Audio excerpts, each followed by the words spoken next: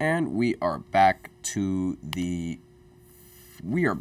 the fourth segment of the GSMC Basketball Podcast presented by the GSMC Sports Network. And in this fourth segment, we are going to be talking about all of these playoff teams and just how young they are and what this really means for what this could mean for the NBA. And the reason why I'm doing this is because this has never happened before. Like, it's the first time that a bunch of veterans like these aren't in the playoffs anymore. And it's the first time in NBA history that none of the active top 10 scorers in career playoff points won the first round. Like, this is the first time that everybody in the top 10 in scoring for the postseason in the NBA, like active right now, they all lost in the first round.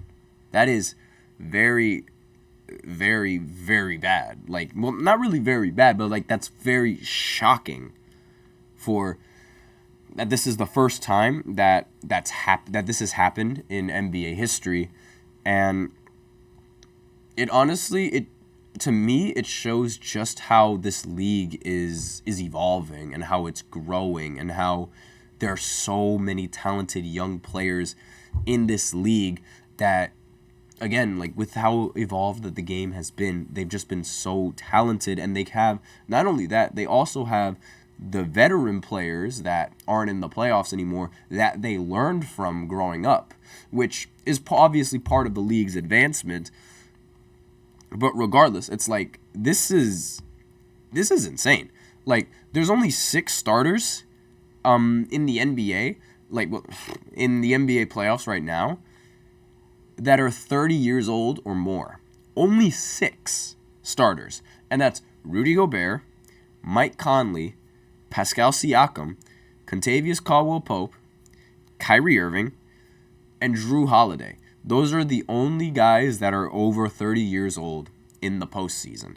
And even so, some of them are they're 30 plus, but not by much. I mean, Kyrie is 32, Caldwell-Pope is 31, and Drew Holiday is 33. Siakam just turned 30, and Rudy Gobert is 31. So, but however, obviously, 33, that's where you I think 33 is sort of the age where you start to take a little bit of a dip, if that makes sense. But with Kyrie, it really seems like it's the exact opposite.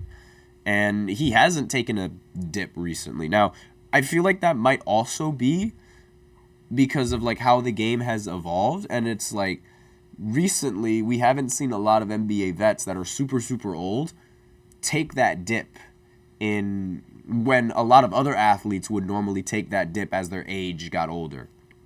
And another thing that really makes this interesting is the simple fact that now there's no surefire way to prove who's going to win in the postseason right now. And not only that, whoever wins in the postseason is going to have a lot more years to get better, to improve, to maybe bring in new assets. This would literally only be the beginning.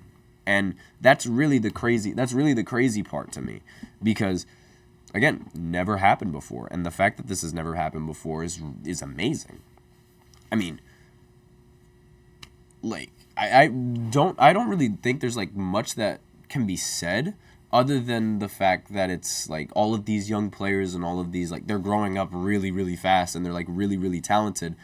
And maybe it's about time that the NBA and the media coverage tries to cover a lot of these young athletes a little bit more, because there's a lot more focus on athletes like LeBron, Giannis, Steph Curry, Kevin Durant, not even Bradley Beal. Why did I even try bringing up Bradley Beal? That's my bad.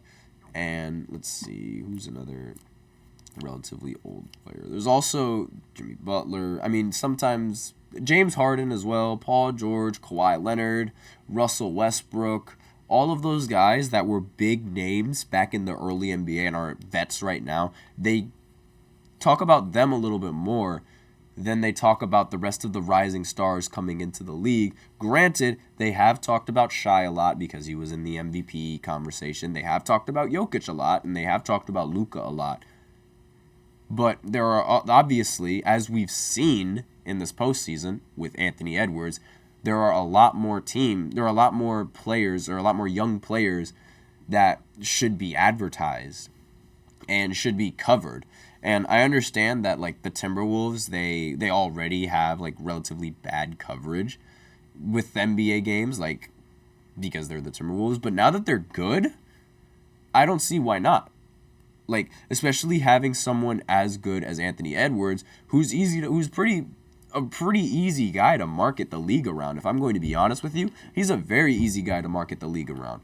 And I feel like it could honestly, like, unite both the old heads, like, you know, the old basketball fans, as well as, like, you know, the newer basketball fans, because Anthony Edwards' playstyle similar to Michael, and a lot of people get reminded of Michael when they talk about Ant, given how he trash talks, given how confident he is, given his play style, given his position, given all those kinds of things. And not only that, but like the new generation of NBA fans, they also like Anthony Edwards because of Kobe Bryant. Like, it brings in the super old, the really old people that followed Michael Jordan back then, the somewhat old people like me, somewhat old, again, somewhat, where Kobe was one of the best players ever and the closest thing to MJ. And now we have Ant. It's like bow, bow, bow in the shooting guard. It's just position. Now, obviously, we still have to see how Anthony Edwards, like, you know, plays out the rest of this postseason, and also how the rest of his career plays out. But so far, he's on a really good track. But that's basically all I have for this podcast. And part of the reason why I'm ending it now is because I feel like I am literally going to die, and I'm going to have a huge cough attack after I stop the stream, and I'm going to sneeze like nobody's business.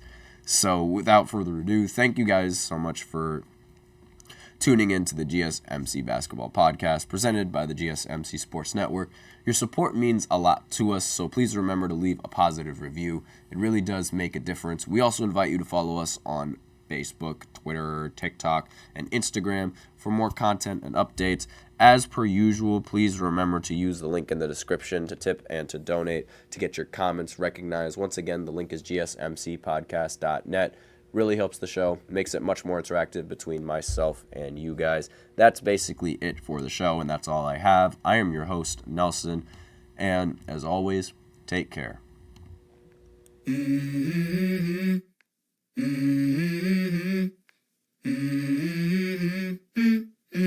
Let's go. I wake up to a little bit of drool on my pillow, feel like it's gonna be a bad day. Yeah, I'm tired of shit, and the coffee ain't hit yet, damn, ain't that great.